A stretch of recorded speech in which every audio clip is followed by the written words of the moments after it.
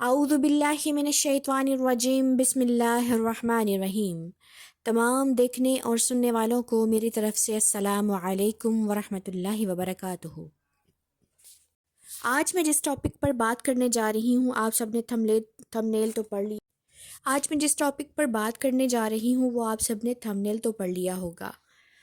اللہ تعالیٰ نے آخر زندگی کو دھوکے کا سامان کیوں بنایا ہے، اور یہ سوچنے کی بات ہے۔ اللہ قرآن پاک میں ارشاد فرماتا ہے، فَلَا تَغُرَّنَّكُمُ الْحَيَاةُ الدُّنْيَا، تم کو دنیا کی زندگی دھوکے میں نہ ڈال دے۔ انسان کے بارے میں اللہ تعالیٰ ارشاد فرما رہا ہے۔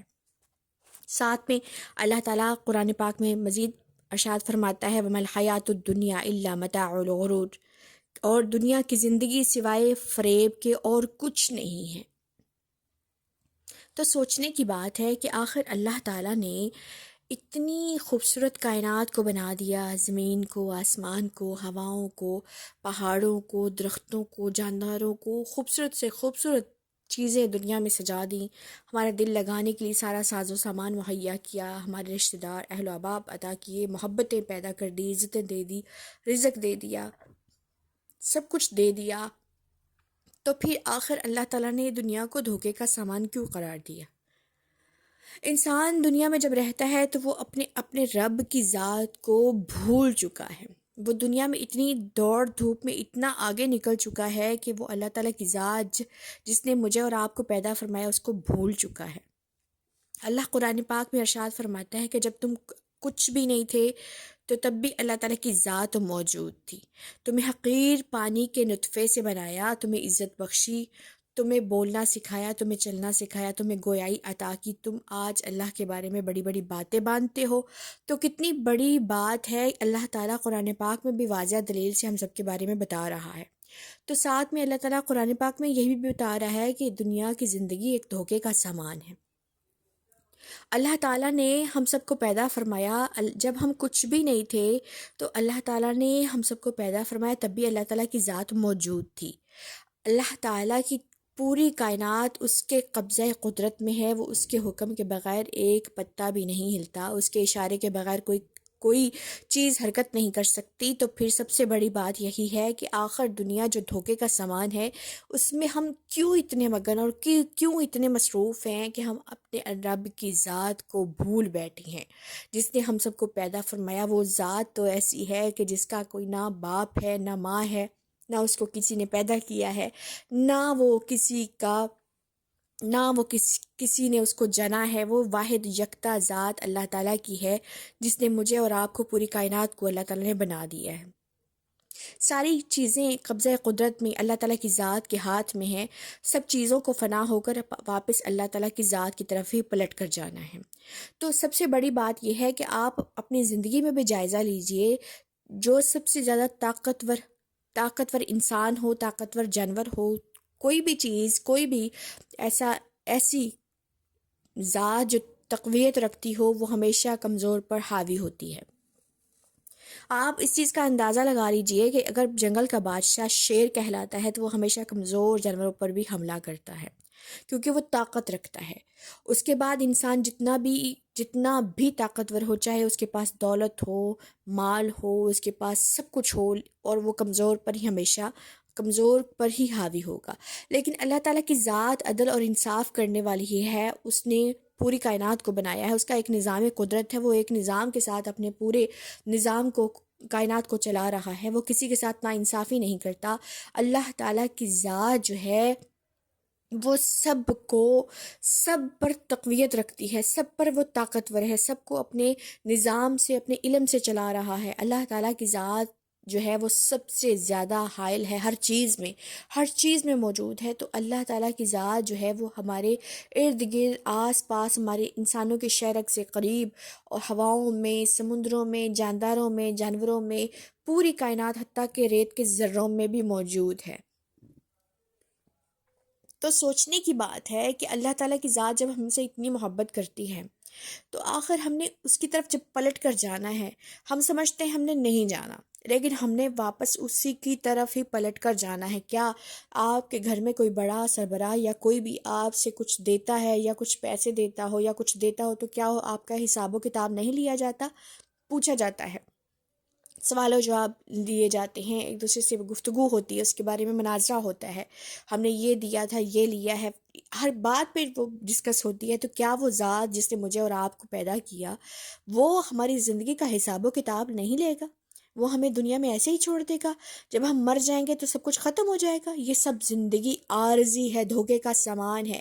ہم نے دنیا کو ہی حقیقت سمجھ لیا ہے، لیکن ہم آخرت کو بھولے بیٹھے ہیں. اللہ تعالیٰ قرآن پاک میں ارشاد فرماتا ہے کہ تمہیں واپس اللہ اصل کی طرف ہی لوٹ کر جانا ہے. اصل سے مراد اللہ تعالیٰ کی ذات ہے جس نے مجھے اور آپ کو پیدا فرمایا ہے. ہم نے اسی کی طرف واپس پلٹنا ہے اور اس کو حساب و کتاب دینا ہے. اب جو اتنی ساری ہم سب کو اللہ تعالیٰ نے نعمتیں عطا کر دی ہیں، ہمارا دل لگانے کے لیے ماحول مہیا کیا، زندگی بخشی، صحت بخشی، اللہ تعالیٰ نے پھل، باغات، جاندار، ہوائیں، پانی، تپش سورج کی سب کچھ عطا کر دیا. تو کیا یہ بلا مقصد پیدا کیا؟ اس کا آخر صرف آپ کو دنیا میں رہنے کے لیے، آسانیوں کے لیے پیدا کیا؟ کیا اس کے بارے میں آپ سے پوچھا نہیں جائے گا؟ اللہ تعالیٰ کی ذات آپ سے حساب اور مجھ سے حساب و کتاب لے گی.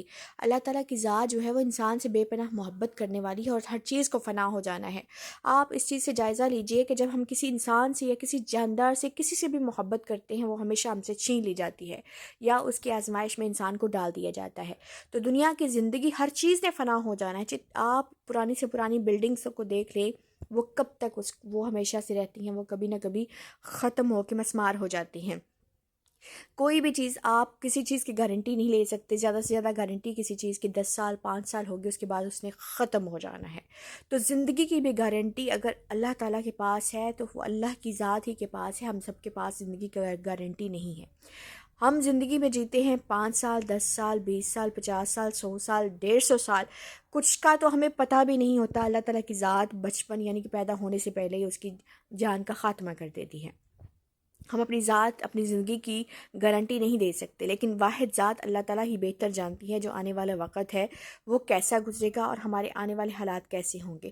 تو کیا ہمیں آخرت کی فکر نہیں کرنی چاہیے کہ یہ جو ہم دنیا میں دل لگائے بیٹھے ہیں، یہ جو ساز و سامان چمک دھمک اور یہ سب کچھ ہم سب کو نظر آ رہا ہے دنیا کا، جس راستے پر ہم نکل چلے ہیں، جس جگہ پر ہم یہاں سے دوسری جگہ پر سفر کرتے ہیں، ایک منزل سے دوسری منزل کی طرف جا رہے ہیں، کچھ اپنی بلڈنگز بنا رہے ہیں، کچھ اپنے کاروبار درست کر رہے ہیں، کوئی اپنا بزنس سٹارٹ کر رہے ہیں، کچھ اپنے فیوچر کو درست کر رہے ہیں، کچھ اپنی، ہر بندہ اپنے اپنے مراحل سے اپنی زندگی کو گزار رہا ہے. کچھ آخرت کی فکر میں لگے ہوئے ہیں، کچھ اپنے نیکسٹ فیوچر کو پلان کر رہے ہیں.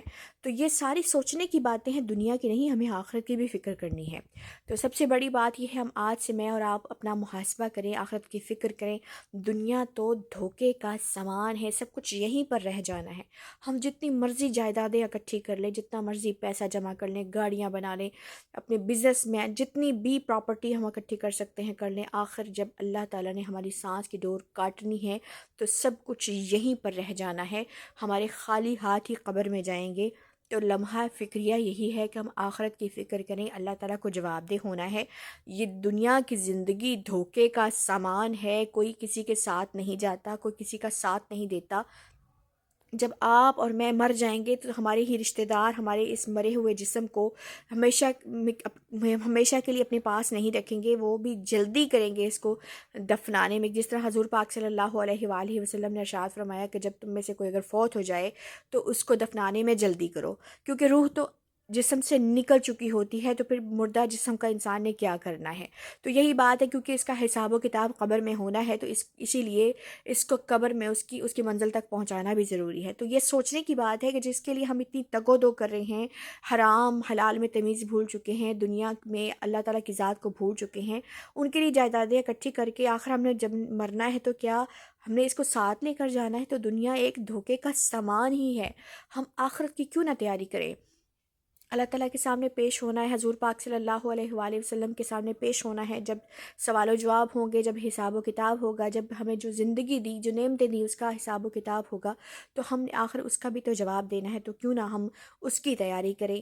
میں اسی بات کے ساتھ اختتام کروں گی کہ اللہ میری اور آپ کی اصلاح فرمائے، ہمیں دنیا میں بھی کامیابیاں عطا کرے، آخرت کی منزلیں بھی آسان کرے، اور اللہ تعالی ہم سب کو جنت کا حقدار بنائے۔